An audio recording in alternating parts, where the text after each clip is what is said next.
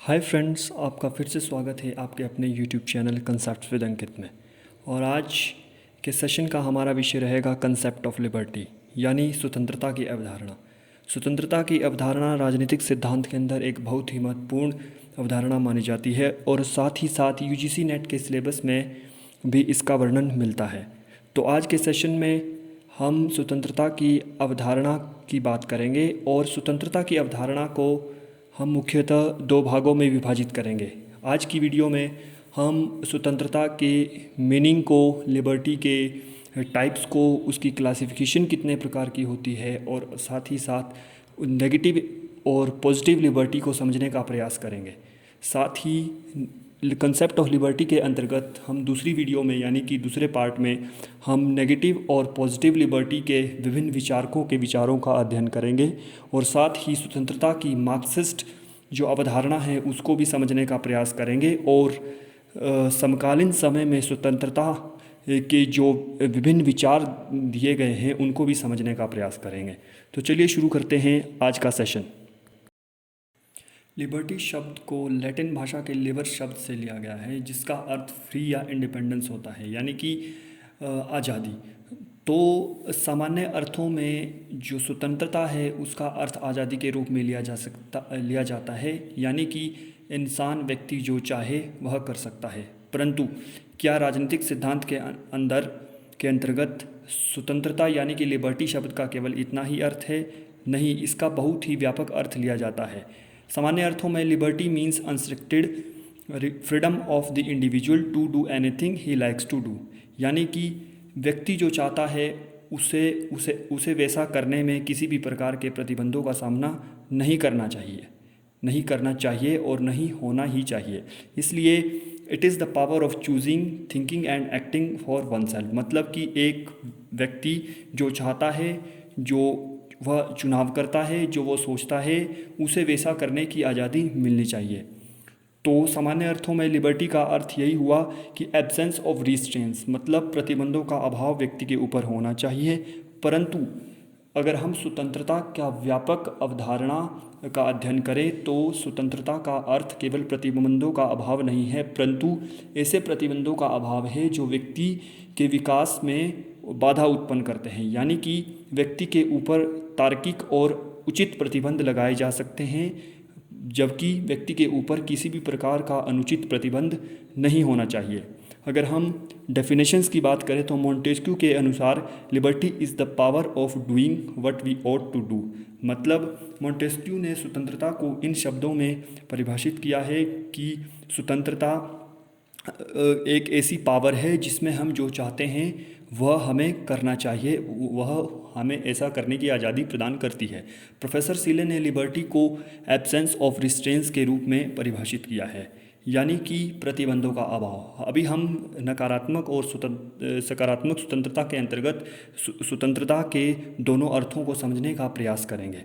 तो सामान्य अर्थों में जो स्वतंत्रता का मीनिंग इस प्रकार से लिया जाता है कि व्यक्ति जो चाहता है उसे वह करने की आज़ादी हो, परंतु व्यापक अर्थ में स्वतंत्रता उसे वैसा करने की आज़ादी नहीं दी जा सकती। अगर व्यक्ति जो चाहता है, अगर उसे वैसा करने की आज़ादी प्रदान की जाए, उसे वैसा करने की लिबर्टी मिल जाए, तो फिर स्वतंत्रता और स्वेच्छाचारिता में इसके साथ साथ लिबर्टी और लाइसेंस में किसी प्रकार का कोई भेद नहीं रह पाएगा। तो इसलिए हम आगे सकारात्मक स्वतंत्रता के अंतर्गत जो है लिबर्टी के ऊपर, एक व्यक्ति की लिबर्टी के ऊपर, उसकी फ्रीडम के ऊपर उचित प्रतिबंधों को लगाने के बारे में अध्ययन करेंगे।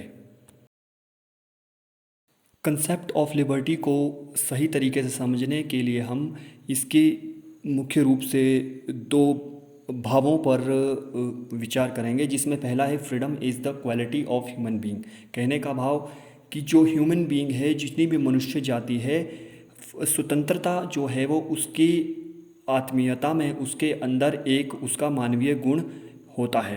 कहने का भाव कि जो स्वतंत्रता है वह उसे बाहर से नहीं दी जा सकती, और अगर दी भी जाती है तो उससे पूर्व हमें यह समझना होगा, हमें यह स्वीकार करना होगा कि जो स्वतंत्रता है वो व्यक्ति के आत्मिक गुण के रूप में उसके अंदर निहित होती है।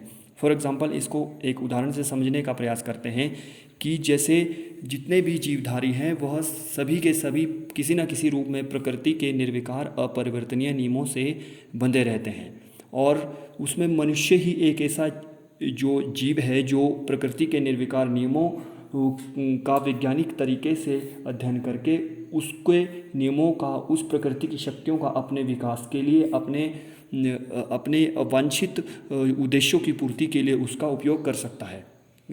इसको एक अलग तरीके से समझने का प्रयास करते हैं कि जैसे मौसम है, तो प्रकृति के जितने भी नियम हैं वह मौसम से किसी न किसी प्रकार से प्रभावित रहते हैं, क्योंकि ये एक स्पेसिफिक चीज़ है कि इसको कोई प्रतिबंधित नहीं कर सकता कि कौन सा मौसम कब आएगा, और जब वो आएगा वो प्रकृति के अनुसार अपने अनुसार ही अपना प्रभाव पूर्ण रूपेण दिखाएगा।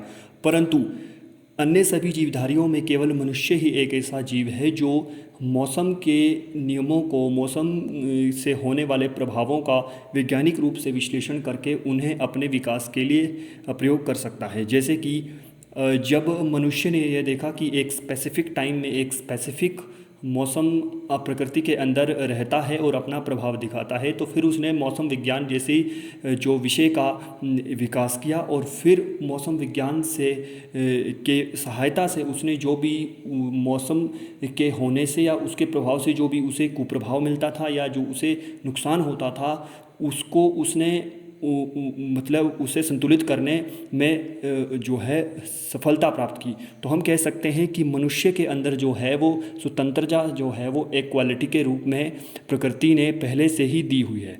इसका दूसरा भाव कि freedom is the condition of human being. जब हमने ये स्वीकार कर लिया कि quality of human being freedom होती है, तो फिर हम इसको एक दशा के रूप में उपयोग करते हैं। जैसे कि हम सभी मानते हैं कि सभी लोग जो है वो पूर्ण रूपेण अपने कार्य को करने के लिए मतलब पूरी तरह से आज़ाद हैं। मतलब मैं हूँ तो मैं ये कह सकता हूँ कि मैं अपनी पसंद का करियर चूज़ करने के लिए, अपनी पसंद का जो किसी प्रकार का काम करने के लिए आज़ाद हूँ। परंतु क्या मेरी सामाजिक आर्थिक परिस्थितियाँ इस प्रकार से हैं कि मैं उस करियर चूज़ करने के लिए काबिल हूँ? जब हम इस चीज़ की बात करते हैं तो एक दशा का वर्णन करते हैं। उस दशा में हम फ्रीडम को ह्यूमन बीइंग की एक कंडीशन के रूप में वर्णित कर रहे होते हैं। कहने का भाव, पहले भाव में हम ये स्वीकार करते हैं कि सभी प्रकृति ने सभी लोगों को समान बनाया है और जो लिबर्टी है उसका गुण उनके अंदर विद्यमान होता है। परंतु दूसरे भाव में हम एक दशा के रूप में फ्रीडम को, लिबर्टी को यूज़ कर रहे होते हैं। जैसे कि दूसरे भाव में हम कह सकते हैं कि प्रत्येक मनुष्य को इतनी स्वतंत्रता होनी चाहिए कि वो अपने अनुसार अपने थॉट को एक्सप्रेस कर सके, अपने अनुसार काम कर सके, अपनी पर्सनल लिबर्टी उसकी कोई किसी भी प्रकार से वो बाधित ना हो। तो कहने का भाव कि जो freedom as the quality of human being होती है, उसी प्रकार से freedom as the condition of human being भी होती है। आइए अब क्लासिफिकेशन ऑफ लिबर्टी की बात करते हैं। बेसिकली क्लासिफिकेशन और लिबर्टी को बहुत सारे भागों में विभाजित किया जाता है, परंतु हम यहाँ पर मुख्य लिबर्टीज़ की बात करेंगे, क्योंकि विभिन्न विचारकों ने लिबर्टी को अलग अलग तरीके से क्लासिफाई किया है। तो हम मुख्य रूप से 4 प्रकार के लिबर्टीज़ की बात करेंगे, जिनमें पहली लिबर्टी नेचुरल लिबर्टी होती है। नेचुरल लिबर्टी से हमारा अभिप्राय एक ऐसी स्वतंत्रता जो मनुष्य को मनुष्य होने के नाते प्रकृति ने प्रदान की। तो प्रकृति ने प्रदान की, तो इस प्रकार की लिबर्टी का मेन सपोर्टर जॉन लॉक को माना जाता है, और इसी प्रकार की नेचुरल लिबर्टी को आधार बनाकर ही उसने नेचुरल राइट्स की थ्योरी दी थी, जिसमें वो मुख्य रूप से 3 प्रकार के राइट्स की बात करता है, जिसमें right to life, right to freedom और राइट टू प्रॉपर्टी की बात लॉक के द्वारा की जाती है। तो दूसरी लिबर्टी सिविल या सोशल लिबर्टी होती है, जो मनुष्य को मनुष्य होने के नाते प्रदान की जा सकती है। वह उसे राज्य से प्रदान हो सकती है, समाज से प्रदान हो सकती है, या जिस स्पेसिफिक सिनेरियो में वह वातावरण में वह व्यक्ति निवास कर रहा है वह उससे उस प्रकार से उस समाज से उस व्यक्ति को प्रदान की जा सकती है। और इसके मेन सपोर्टर बार्कर को माना जाता है, और बार्कर ने नागरिक स्वतंत्रता को बेसिकली 3 भागों में या 3 पक्षों के अनुसार इसे परिभाषित किया है, जिसमें पहला अभिव्यक्ति और आवागमन की स्वतंत्रता। कहने का भाव कि व्यक्ति को विचार करने की और अपने विचारों को एक्सप्रेस करने की जो स्वतंत्रता होनी चाहिए, और साथ ही व्यक्ति को कहीं पर भी आने जाने की स्वतंत्रता होनी चाहिए। दूसरी स्वतंत्रता समझौते की स्वतंत्रता, यानी कि व्यक्ति जो है, इंडिविजुअल जो है, वो अपनी इच्छा के अनुसार किसी भी प्रकार का समझौता कर सकता है और उसकी समझौते की शर्तों का पालन कर सकता है। उसके बाद जीवन, स्वास्थ्य और शरीर के किसी भी बाह्य खतरे से मुक्त रखने की स्वतंत्रता, यानी कि व्यक्ति को राइट टू लाइफ होना चाहिए, राइट टू हेल्थ होना चाहिए और अपने शरीर को किसी भी प्रकार के खतरे से सुरक्षा करना, यह व्यक्ति की मूलभूत रूप से स्वतंत्रता मानी जाती है। उससे अगली स्वतंत्रता पॉलिटिकल लिबर्टी। पॉलिटिकल लिबर्टी से हमारा अभिप्राय है कि जो व्यक्ति किसी राज्य का नागरिक है या किसी सामाजिक संगठन का सदस्य है, उसे उसे उस व्यक्ति को उस संगठन से या राज्य से, समाज से कुछ विशेष प्रकार की स्वतंत्रताएं प्राप्त होती हैं या होनी चाहिए, जिसमें हम मतदान या राइट टू वोट कर बोल सकते हैं। राजनीतिक जीवन में उसका पार्टिसिपेशन किस प्रकार से हो रहा है, उसे उस प्रकार की आज़ादी उस स्पेसिफिक संस्थान से, राज्य से या समाज से मिलनी चाहिए।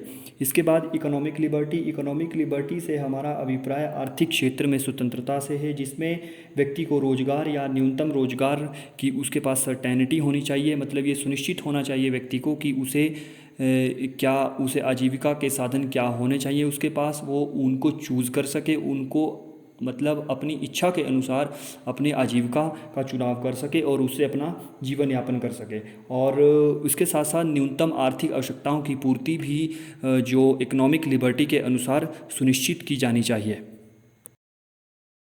अब हम चर्चा करने वाले हैं लिबर्टी के दो महत्वपूर्ण टाइप्स, जिसमें पहला नेगेटिव लिबर्टी और पॉजिटिव लिबर्टी के बारे में।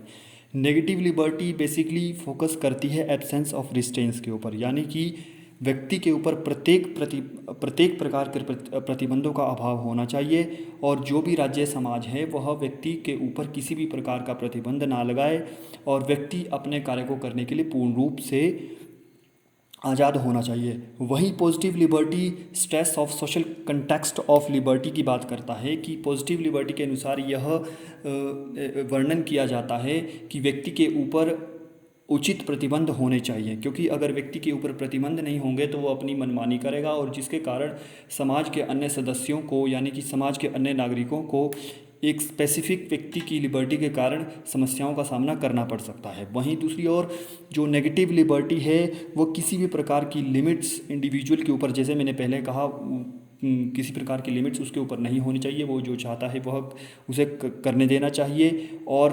जो नेगेटिव लिबर्टी के जो सपोर्टर्स हैं वह जो राज्य को एक जो है आवश्यक बुराई मानते हैं, क्योंकि राज्य का होना केवल और केवल बहुत ही मिनिमम कार्यों के लिए होना चाहिए, अन्यथा राज्य को नहीं होना चाहिए और राज्य को या समाज को किसी भी प्रकार से व्यक्ति के किसी भी कार्य पर प्रतिबंध नहीं लगाना चाहिए। वहीं दूसरी ओर पॉजिटिव लिबर्टी के सिद्धांतकार यह मानते हैं कि स्टेट बहुत ही एसेंशियल है लिबर्टी का रियलाइजेशन करने के लिए, क्योंकि जिस प्रकार से हम देखते हैं कि जैसे मैंने पहले भी बताया कि अगर व्यक्ति के ऊपर आवश्यक या उचित प्रतिबंध नहीं होंगे तो वह अन्य की स्वतंत्रता के लिए घातक सिद्ध होगा। इसलिए पॉजिटिव लिबर्टी के सिद्धांतकार यह मानते हैं कि राज्य को जो है वेलफेयर स्टेट होना चाहिए और राज्य को ऐसी परिस्थितियां उत्पन्न करनी चाहिए ताकि प्रत्येक व्यक्ति को अपने विकास के समुचित और उचित जो उसकी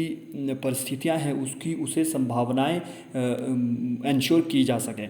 इसके साथ साथ अगर हम नेगेटिव लिबर्टी के सपोर्टर्स की बात करें तो इसमें John Locke, Alexis de Tocqueville, Edmund Burke, Thomas Paine, Jeremy Bentham, Herbert Spencer और मोस्ट सिग्निफिकेंटली हम J.S. मिल को, यानी कि जॉन स्टुअर्ट मिल को नेगेटिव लिबर्टी के सिद्धांतकारों में मानते हैं। हालांकि ये एक अपने जीवन के बाद के काल में जो मिल ने जो है वो पॉजिटिव लिबर्टी को भी सपोर्ट किया।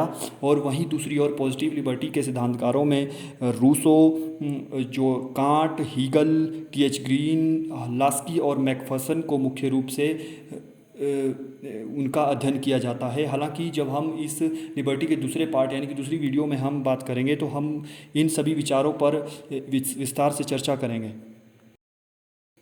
लिबर्टी की अवधारणा की चर्चा हमने नेगेटिव लिबर्टी से लेकर पॉजिटिव लिबर्टी तक की, और इसलिए हम कह सकते हैं कि लिबर्टी एक प्रोडक्ट होता है राइट्स का, और राइट्स का प्रोडक्ट तभी हो सकता है जब हम उसको नेगेटिव लिबर्टी से ले जाकर पॉजिटिव लिबर्टी के साथ उसका सामंजस्य स्थापित कर सकें।